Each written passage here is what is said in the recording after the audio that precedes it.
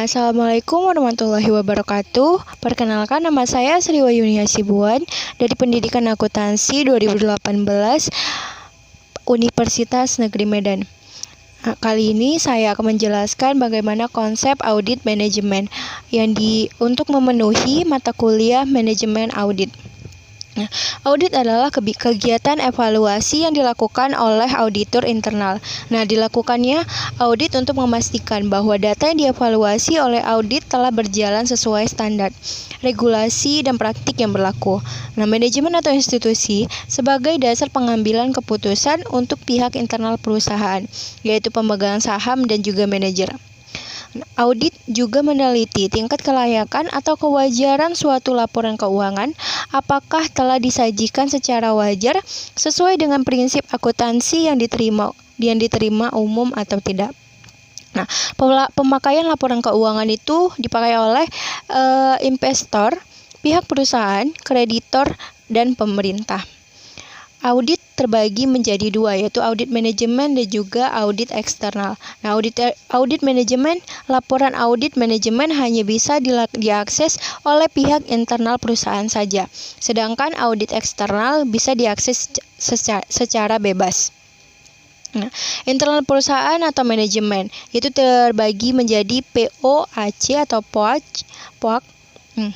P itu adalah perencanaan, O adalah pengorganisasian atau strategi, A adalah realisasi dari laporan kerja pelaksanaan, dan P dan O. P sampai O. Yang terakhir ada C atau controlling, evaluasi terhadap 3 aset perusahaan. 3 aset perusahaan ini terdiri dari sumber daya, informasi, dan teknologi. Tujuan audit terbagi menjadi 4. Yang pertama, penyajian informasi akuntansi yang berkualitas. Yang kedua, terjaganya keamanan aset perusahaan. Dan yang ketiga, berjalannya operasi secara efisien. Dan yang terakhir, ditaatinya ketentuan peraturan dari kebijakan perusahaan. Tujuan perusahaan dapat terjadi apabila SPM-nya baik. Struktur organisasi perusahaan, rapat umum pemegang saham adalah yang paling tertinggi. Adapun tujuan yang dilakukannya audit. Yang pertama, terdiri dari 3 pihak. Yang pertama, ada pihak auditor. Yang kedua, ada entitas yang diaudit, biasanya diwakili oleh manajemen dan karyawan pada perusahaan tersebut.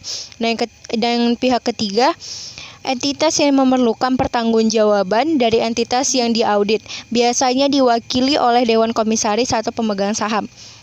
Hubungan antara ketiga pihak ini memunculkan fungsi penting dalam audit. Yang pertama, hubungan antara pihak pertama dengan pihak kedua memunculkan fungsi audit. Yang kedua, hubungan antara pihak kedua dengan pihak ketiga memunculkan fungsi pertanggungjawaban. Dan hubungan antara pihak pertama dengan pihak ketiga memunculkan fungsi pengesahan.